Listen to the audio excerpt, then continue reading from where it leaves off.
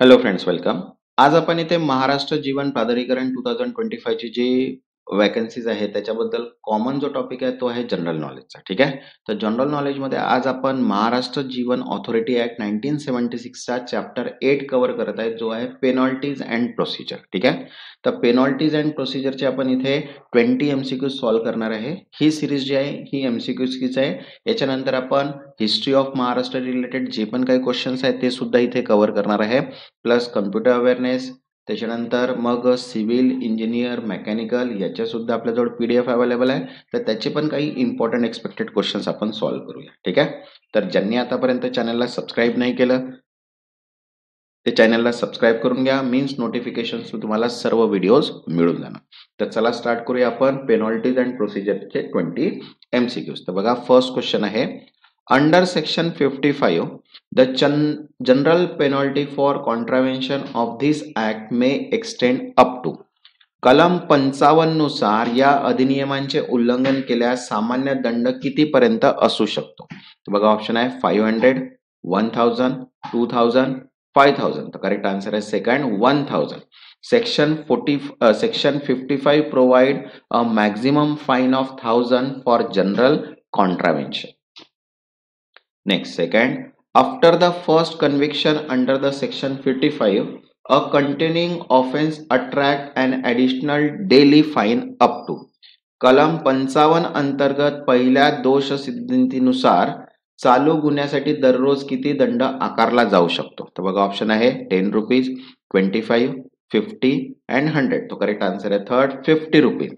50 per day is prescribe daily fine for continuous contravention. Next, third, section 56 prohibit court from taking cognizance of offense under the act unless.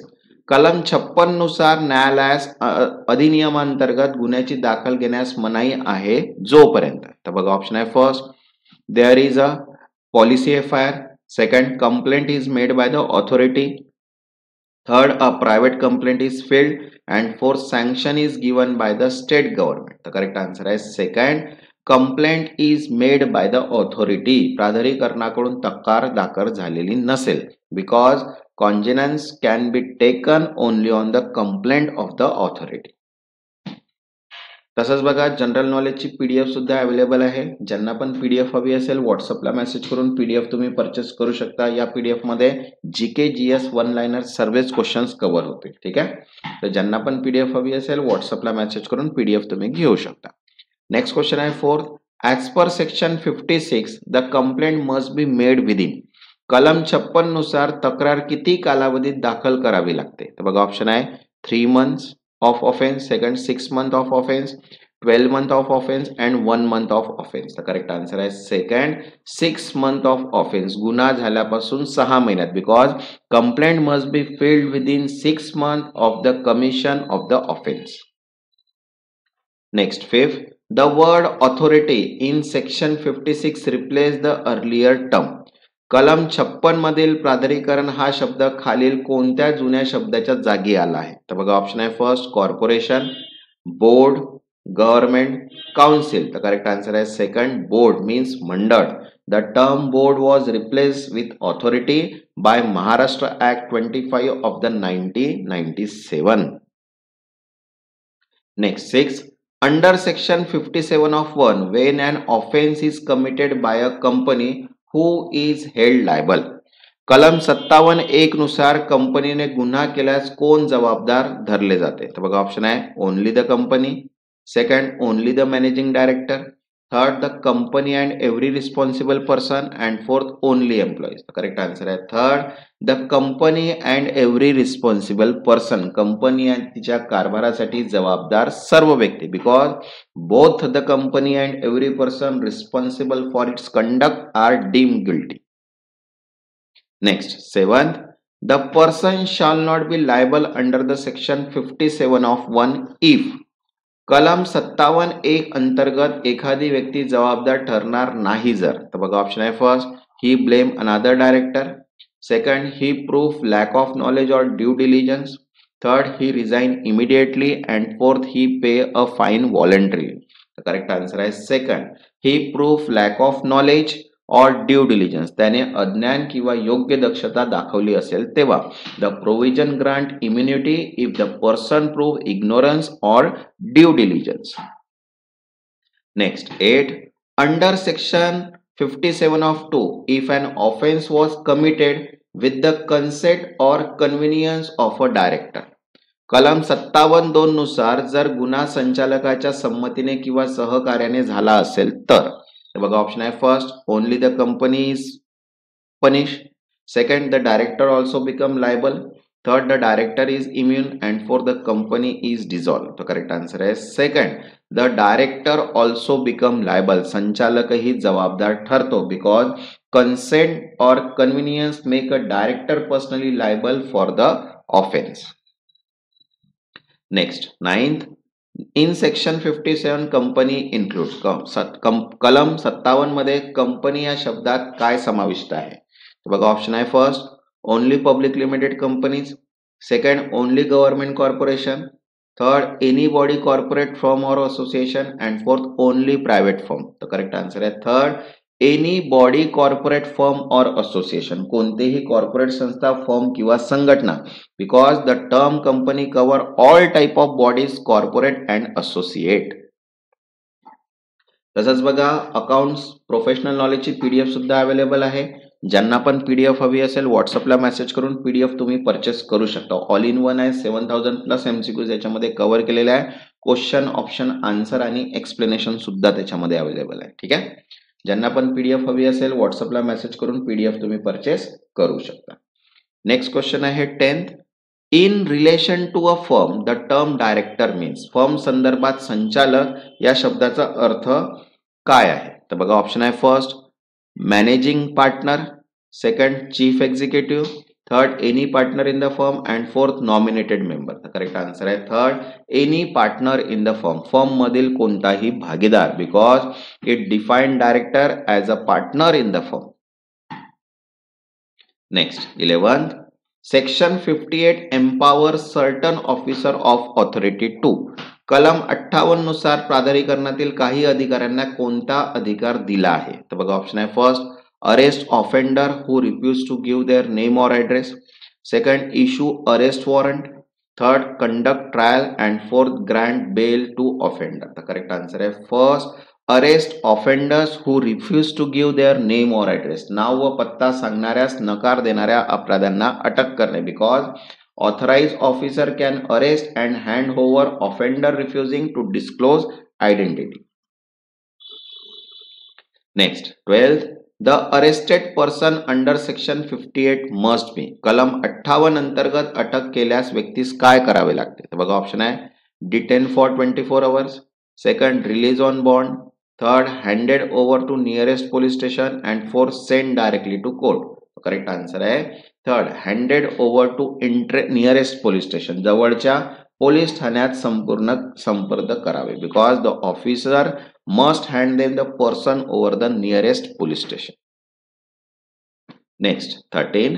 The police officer receiving such a person must. अशी व्यक्ती पोलिसांकडे सुपूर्द झाल्यावर कोण police अधिकाऱ्याने काय करावे? तर बघा ऑप्शन आहे. First, keep him a custody for 7 days. Second, take legal measure to produce him before a magistrate quickly. Second, release him on warning and record his confession. तो करेक्ट आन्सर आहे second, take legal measures to produce him before a magistrate quickly. शक्य तितक्या लवकर न्यायाधीशासमोर हजर करण्यासाठी कायदेशीर कारवाई करा. Because the law mandate production before magistrate with least possible delay. Next, 14. Compounding of offence under section 59 can be done. कलम 59 अंतर्गत गुन्ह्यांचे समझोता मीन्स कंपाउंडिंग कधी करता येते? तर बघा ऑप्शन आहे. First, only before institution or proceeding. Second, only after conviction. Third, either before or after institution or proceeding. And fourth, only with court approval. तर करेक्ट आन्सर आहे third, either before or after institution or proceeding. कारवाई सुरू होण्यापूर्वी किंवा नंतर कधी. Because offence can be compounded before or after institution of proceeding. Next, 15. The officer authorised to compound offence under section 59 is.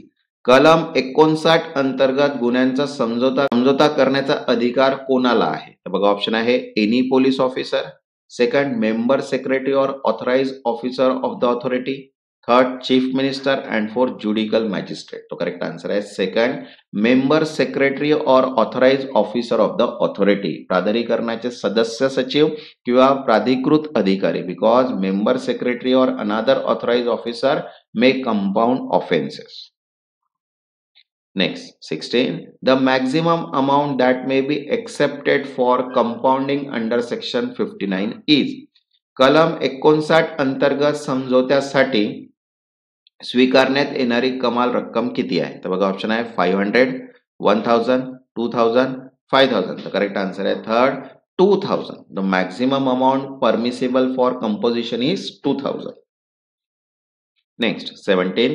Once an offence is compounded further proceeding. एकदा गुन्हा समझोता झाला की पुढील कारवाई काय? तर बघा ऑप्शन आहे continue in civil code, second or stay until appeal, third shall not be taken for the same offence and fourth must be approved by magistrate.